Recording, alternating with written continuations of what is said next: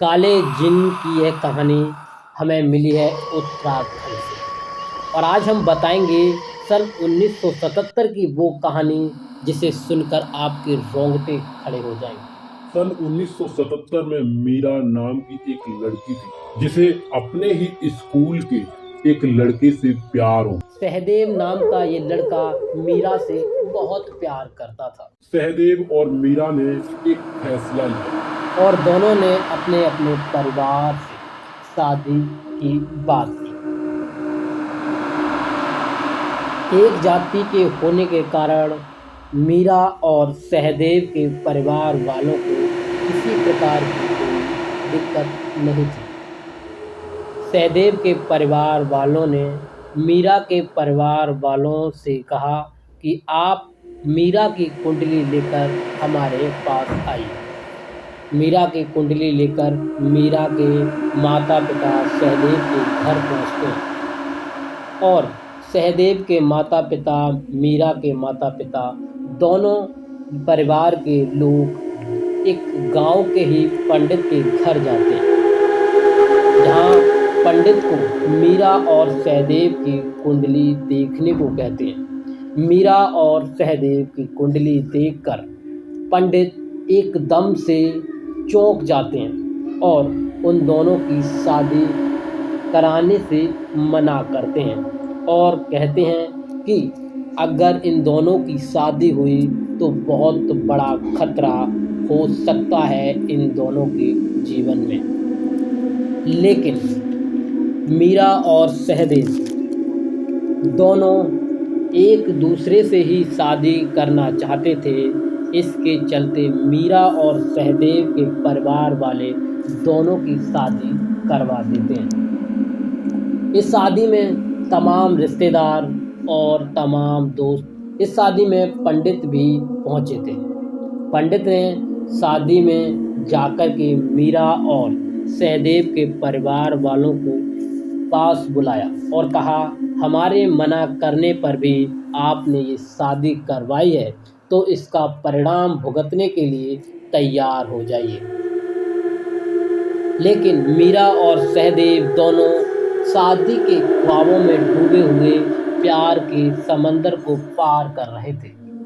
लेकिन इसमें मीरा और सहदेव के साथ क्या घटना घटने वाली है, इसके बारे में तो मीरा और सहदेव दोनों अनजान थे।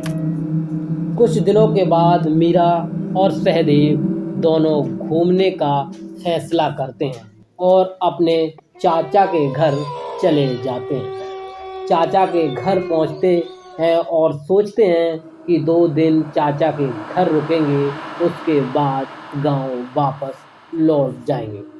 लेकिन चाचा के घर पर 4 कमरे ऊपर वाली मंजिल पर थे, जहां एक कमरे में एक मोटा सा ताला और कई ताबीज बंधे हुए थे। इन ताबीजों को देखकर मीरा और सहदेव कुछ सोच में से पड़ गए।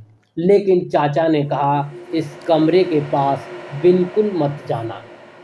इसी को देखते हुए सहदेव और मीरा सामने वाले कमरे में घुस गए और दोनों आराम करने लगे। शाम होते होते थोड़ा सा अंधेरा हो गया और मीरा के चाचा ने सहदेव और मीरा के लिए खाने पर बुलाया। दोनों ने खाना खाया और खाना खाकर दोनों अपने कमरे में सोने चले गए। लगभग 12 बजे की रात में काफ़ी अंधेरा होने लगा। बिजलियां तड़प रही थीं, तेज हवाएं बढ़ती जा रही थीं, डरावनी सा माहौल बनता जा रहा था। अचानक में रात के 12 बजे मीरा की आंख खुली और मीरा ने देखा कि एक बच्चा बाहर आवाज कर रहा है, खेल रहा है। उसके खेलने की आवाज सुन मीरा की आंख खुली और मीरा उठकर बाहर गई। मीरा ने देखा कि बच्चा मीरा को देखकर हंसने लगा और कहने लगा कि इस कमरे के अंदर मेरे पापा बंद हैं, इस गेट को खोल दो। लेकिन अचानक से मीरा के कंधे पर एक हाथ आया। मीरा डर गई मीरा की सांसें तेज हो गईं, लेकिन वो हाथ सहदेव का था। सहदेव ने मीरा से पूछा, तुम यहाँ क्या कर रही हो? मीरा ने कहा, कुछ नहीं। एकदम से वो बच्चा भी गायब हो गया और मीरा को लगा कि वो किसी कमरे में घुस गया। सहदेव और मीरा फिर से सोने चले गए। करीब 3 बजे फिर से वही मौसम बनने लगा। तेज हवाएं चलने लगीं, बिजलियां कड़कने लगीं और मीरा के कानों में एक बार फिर से वही आवाज खिलखिलाने लगी। मीरा के कानों में वो आवाज पड़ी। मीरा पर रहा नहीं गया और मीरा ने गेट खोल के कमरे के बाहर देखा तो सामने वाले कमरे से उस बच्चे की आवाज आ रही थी, लेकिन इस बार बच्चा खिलखिलाने की जगह फिर से रोने लगा। मीरा ने रोते बच्चे की आवाज़ सुनी तो मीरा उस कमरे की ओर बढ़ने लगी और हवाएं तेज हो गई, बिजलियों की कड़कड़ाहट बढ़ने लगी। मीरा को भी डर सताने लगा, लेकिन मीरा क्या करती?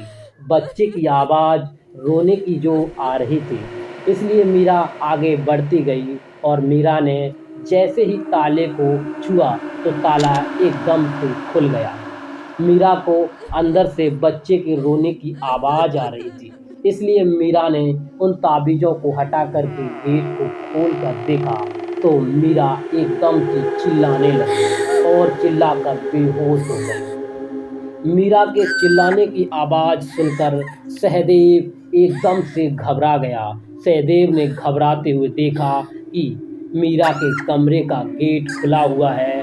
सहदेव एकदम से उठकर भागा और बाहर देखा तो सामने वाले उस ताबीज वाले कमरे का गेट खुला हुआ था। मीरा को ढूंढने के चक्कर में सहदेव अंदर चला गया। सहदेव ने अंदर का नज़ारा देखा तो सहदेव की चीखें निकल गईं, क्योंकि अंदर लटकी हुई थी सहदेव के चाचा की लाश।